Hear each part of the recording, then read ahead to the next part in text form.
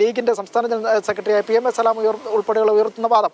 എന്തായാലും അങ്ങനെ ഒരു പ്രവൃത്തി അവിടെ നടന്നിട്ടില്ല എന്നാണ് ലീഗ് ഇപ്പോഴും ഉയർത്തിക്കൊണ്ടിരിക്കുന്ന വാദം. ഗൗതം. ഓക്കെ ശ്യാം, എന്തായാലും വളരെ ദാരുണമായ സംഭവം. കേരളത്തിന്, നമ്മുടെ രാജ്യത്തിനൊട്ടാകെ നാണക്കേടുണ്ടാക്കുന്ന സംഭവമാണ് ഈ മുസ്ലിം ലീഗ് പ്രവർത്തകരുടെ ഭാഗത്ത് നിന്ന് ഉണ്ടായിരിക്കുന്നത്. ഒരു ദളിത് വിഭാഗത്തിൽപ്പെടുന്ന പഞ്ചായത്ത് പ്രസിഡന്റ് അധികാരത്തിലിരുന്ന ഒരു പഞ്ചായത്തിൽ മുസ്ലിം ലീഗിനും UDF-നും ഭരണം ലഭിക്കുന്ന ഘട്ടത്തിൽ അവിടെ ചാണകവെള്ളം തെളിച്ചുകൊണ്ടുള്ള ആഹ്ലാദ പ്രകടനം നടത്തുകയാണ്. എങ്ങോട്ടാണ് നമ്മുടെ ഈ സംസ്ഥാനത്തെ കൊണ്ടെത്തിക്കുന്നത് ഈ UDF-ൻ്റെയും മുസ്ലിം ലീഗിൻ്റെയും ഒക്കെ പ്രവർത്തകർ എന്ന് നമ്മൾ ചിന്തിക്കേണ്ടതാണ്. കാരണം മലപ്പുറത്ത് ഒരു പഞ്ചായത്തിൽ മേധാവിത്വം ലഭിച്ചപ്പോൾ UDF-ൻ്റെ പ്രവർത്തകർ വിളിച്ച മുദ്രാവാക്യം അമ്പലത്തിൽ മേലാൽ പാട്ടിട്ട് പോകരുതെന്നാണ്. അതായത് അമ്പലത്തിലെ പാട്ടൊക്കെ അമ്പലത്തിനകത്ത് മതി, അത് കോളാമ്പി വെച്ച് പുറത്തോട്ട് കേൾപ്പിക്കേണ്ട എന്ന മുദ്രാവാക്യം മലപ്പുറത്ത് ഉയർന്നുണ്ടായിരുന്നു.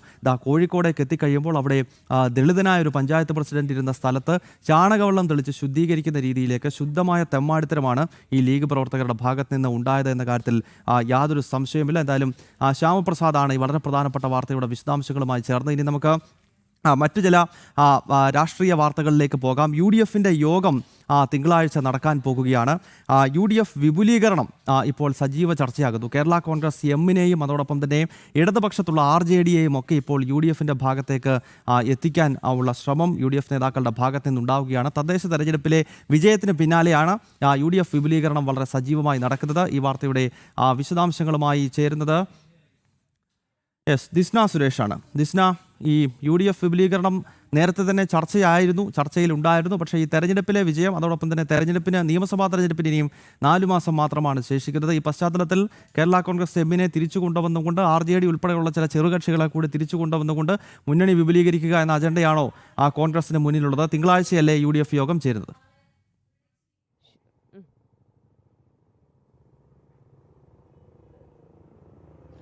തീർച്ചയായും ഗൗതം സൂചിപ്പിച്ചതുപോലെ തന്നെ ഇത് UDF-ന്റെ കോർ കമ്മിറ്റി യോഗങ്ങൾ ഉണ്ട് എന്ന് തന്നെയാണ്. തദ്ദേശ തെരഞ്ഞെടുപ്പിന് ശേഷമാണ് ആദ്യത്തെ കോർ കമ്മിറ്റി യോഗമാണ് വിളിച്ചു ചേർത്തിട്ടുള്ളത്. പ്രധാനമായും ഏറ്റവും എടുത്തു പറയേണ്ടത് തെരഞ്ഞെടുപ്പിലെ അജണ്ടകൾ, അതുപോലെ തന്നെ നിയമസഭ അതിനു മുന്നോടിയായുള്ള ഒരുക്കങ്ങളൊക്കെ തന്നെയും വിലയിരുത്തുമെന്ന് തന്നെയാണ് മനസ്സിലാക്കാൻ സാധിക്കുന്നത്. അതോടൊപ്പം തന്നെ ഈ പാരഡി ഗാനത്തിലെ വിവാദങ്ങൾ, അതിൽ പൂർണ്ണ സംരക്ഷണം ആ വ്യക്തിക്ക് നൽകണം, അതായത് നിയമസഹായവുമായി മുന്നോട്ട് പോകണം എന്നൊക്കെയുള്ള കാര്യങ്ങളാണ് ഇന്നത്തെ കോർ കമ്മിറ്റി യോഗത്തിൽ പ്രധാനമായും ചർച്ച ചെയ്യുന്നത് എന്ന് തന്നെയാണ് മനസ്സിലാക്കാൻ സാധിക്കുന്നത്.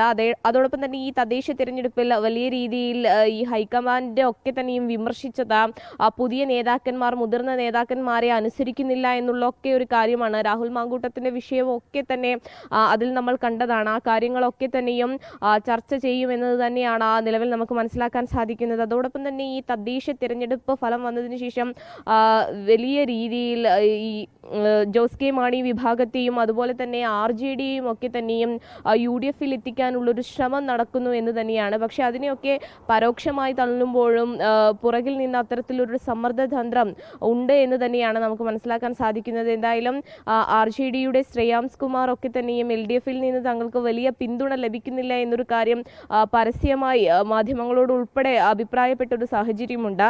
ഈ സാഹചര്യത്തിലാണ് ഇത്തരത്തിൽ മുന്നണി വിപുലീകരിക്കുവാനുള്ള ഒരു തിരക്കിട്ട നീക്കം UDF-ൽ നടക്കുന്നത് എന്ന് തന്നെയാണ്. ഇനി വരുന്ന തെരഞ്ഞെടുപ്പിനെ നേരിടുക എന്നൊരു ലക്ഷ്യം തന്നെയാണുള്ളത്.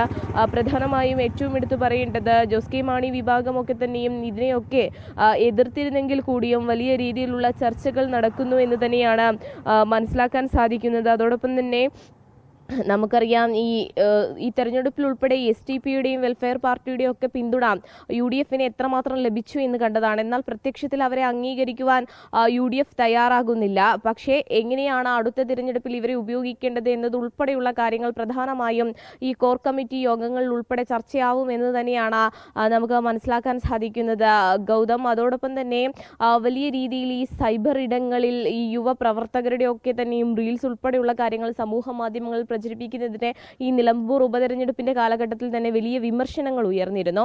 ആ വിമർശനങ്ങളൊക്കെ തന്നെയും ചർച്ച ചെയ്യപ്പെടും എന്നത് തന്നെയാണ് മനസ്സിലാക്കാൻ സാധിക്കുന്നത്.